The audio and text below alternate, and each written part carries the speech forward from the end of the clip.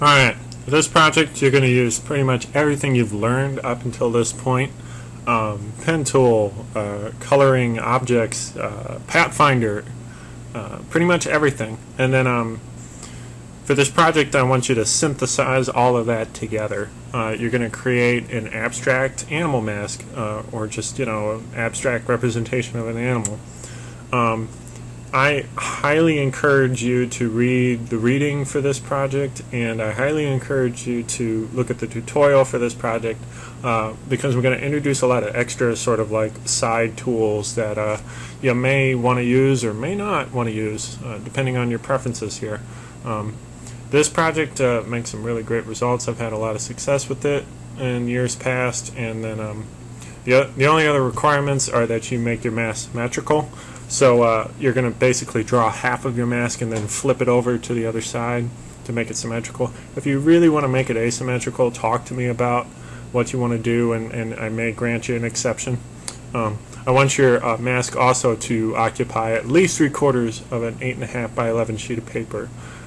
So when you make your artboard, make sure it is preset to letter size, and then make sure your mask fills most of that area. Again, I can't stress this enough. I highly recommend that you watch the video demonstration and check out the tutorial. I've made both to kind of give you a wide introduction to a bunch of different tools that you probably haven't used yet. And again, these are just tools you're just playing around with. You're just experimenting with. You don't have to master them, and you don't have to use them if you don't feel like they're going to do what you want. You can just use the tools you've learned up to this point if you really want to. Here's some student examples. These are some excellent student examples. They're, again, exactly what they needed for this project. Full color. They incorporate the animal that they chose. They're symmetrical.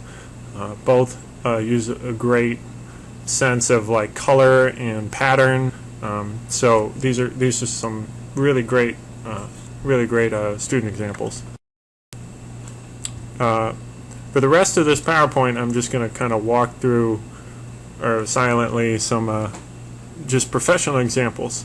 A lot of professionals will, use animals in their work, and these are just some illustrators and designers that preference or prefer animals. So just take a look at some of these for inspiration.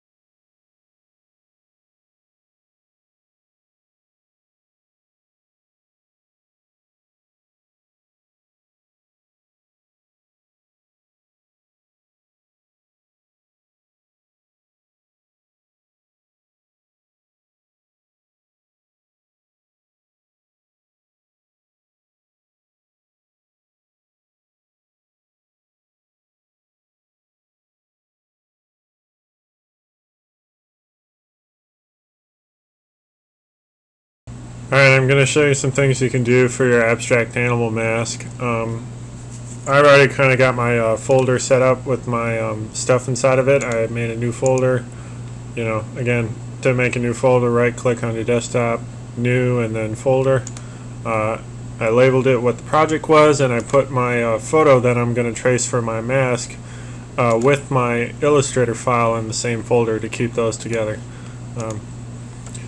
Now I got to place my image inside of my file. That's real easy. Go File, Place, and then select your image and click Place to place it.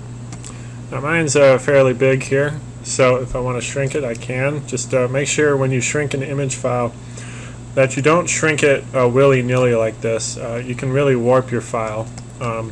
Make sure you hold down the Shift key and then shrink it. Okay. I put mine on a layer here, but I'm going to want to put it on a different layer and lock that layer. So let's just move that to a new layer here, put it on the bottom. I'm actually going to turn down the opacity as well of my image, so you can do that up here in the options menu. Okay, so we want to make it about 50 or so %. so that it kind of shows up, but it doesn't overwhelm what we're drawing. And once I've got that on a new layer with a lower opacity, I'm just going to lock that. I'm just going to lock that image in that layer. Alright, now I'm going to start drawing some parts of my animal here. I'm going to go to my work layer here, and I'm just going to show you some cool things you can do with Pathfinder to save yourself time. So zoom in. Again, you can use your Alt and your click wheel or Control plus and minus to zoom in and out. And I'm just going to build it using shapes. So I'm going to use my ellipse tool here. I'm just going to hold down my Alt key and click out from the center. Okay, when you hold down the Alt key, when you click and drag from there, it'll create the shape from the center. Switch to my regular selection tool, move that around. I can't quite see my eye, so I'm going to set the white fill, which is the default, to none. There we go, now I can see my eye. Okay, so I got it kind of where I want it, and now I can build another shape for the middle of the eye here. Okay. And the great thing about this is if these aren't exactly how I want them, I can just switch to my direct select tool, and they're editable shapes, so I can bring in my anchor points here. I can adjust the shape of the eye to match the drawing or the picture exactly how I want it, and I saved myself the time of having to draw this circle. Now I'm going to cut it in half, so I'm just going to build a path that sort of cuts these two circles. I'm going to use my pen tool here, just click and drag to create a curve. Okay, and we got a nice gradual curve. Again, if it's not perfect, go back to your direct select tool and just sort of move your anchor points around, adjust your handles, get it to how you want it. Okay, and I'm going to use the divide function. To use the divide Pathfinder command, you got to have a set of shapes that are kind of overlapping each other. And then you're going to go to your Pathfinder palette. If you don't see your Pathfinder panel, go to Window and then Pathfinder to make sure that it shows. Select all your objects, and then I'm actually going to use, for this particular set of shapes, I'm going to use divide. So what that did was that divided all of these into separate shapes. And in my layers palette, that set of shapes will be a group. So to ungroup these shapes so I can work with them, I'm just going to hold down Shift Control G. That ungroups groups. If I want to group two shapes together, it's the same set of keys except without the shift modifier. So if I want to group these lower two shapes, I just got to select them and hit Control G to group them. And then I can just delete these extra shapes. I don't really need these. And I got my eye shape. I can color this if I want and give it a black fill. Alright, but be wary. Of course, when I select groups individually, the whole set of shapes is selected. So if I actually want to color the pupil black, I'm going to have to select that and that only. To do that, you just got to double click on the group, and then you'll enter what's called isolation mode. In isolation mode, you can edit shapes in a group just as if they were normal shapes. So if I want to turn my outside part of the owl eye here to yellow, I just select that like normal and change that to yellow. Real easy. I can also turn up my strokes here, again using the menu at the top. Okay, there's also the stroke palette on the right hand side, and when I'm done editing my group, I just double click outside of it to exit isolation mode. Now I got a nice looking owl eye. Okay, so now what I'm going to do is I'm going to create kind of some complex shapes and get a little bit abstract. I'm going to kind of build this dark shadow that's around the eye using the width tool. So first I got to make some paths with the pen tool. Just click and drag, make some simple curves here. Okay. Notice the last stroke and fill that I used will be applied to this stroke, so I'm just going to set my fill to none. And these nice thick strokes are pretty good to start out with. So what I can do is I can keep building strokes if I want, or I can just sort of copy edits that I do to this stroke and edit those based on what I need. So that's what I'm going to do. I'm going to change the width of this, and then I'm going to copy that shape a couple times. So let's go to the width tool. The width tool is over here in the toolbox. Okay, if you remember from previous assignments, the width tool adjusts the width of the stroke on a path. So if I want to make this a nice sharp point, I can push that in, and then I can broaden that by just kind of pulling it out. I like using this tool for all sorts of stuff. It does some really cool things. I'm just going to make my path look kind of warbly here for no reason other than I can. And then we'll make that a nice sharp point at the end there. Okay, so I got this weird looking path shape, and you know, it's not really a shape yet, but I can make it a shape, and that's what I'm going to do. Okay, some Pathfinder commands don't work unless you have actual shapes. So what I'm going to do is I'm going to expand this stroke with this complex you know, path applied to it, or stroke appearance applied to it, and I'm going to make it a shape so that I can use Pathfinder on it. So to do that, just take your select tool, make sure you select that object, and then go Object, Expand Appearance, and that'll make it into a shape. Now I can take this and I can copy it a bunch of times, and I can use Pathfinder on it. So I'm going to use a kind of a cool trick here. We're going to use a rotate copy.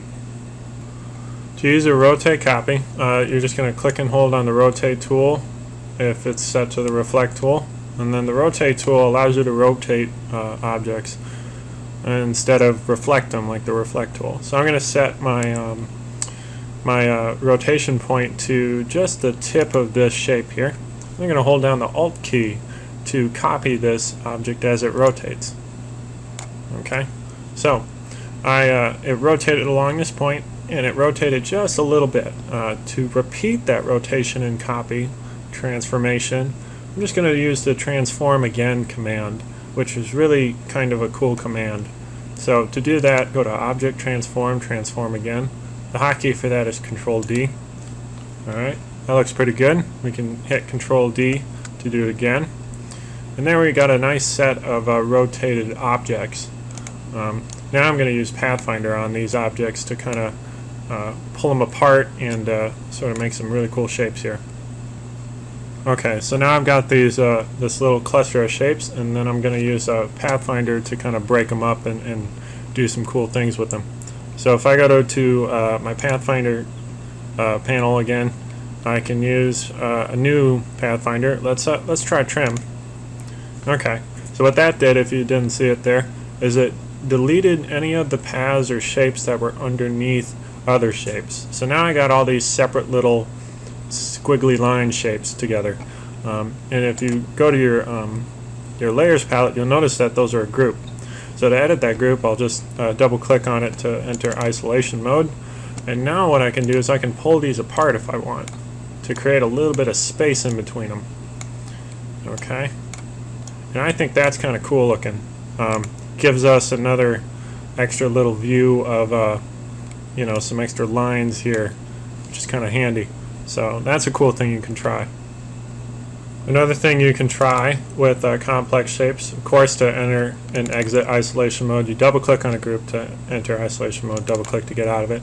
Another thing you can try is using some warp tools. Warping can do a real number on your computer's processors, so if you find your computer getting kind of glitchy, that's because it's just thinking, so don't worry about that. Mine's pretty sturdy, but sometimes it'll load or get a little glitchy. That's okay.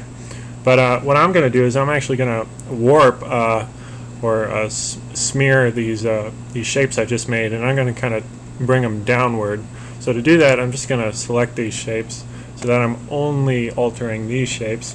And then I'm going to go over here to the width tool. If you click and hold on the width tool, there's a bunch of warping tools.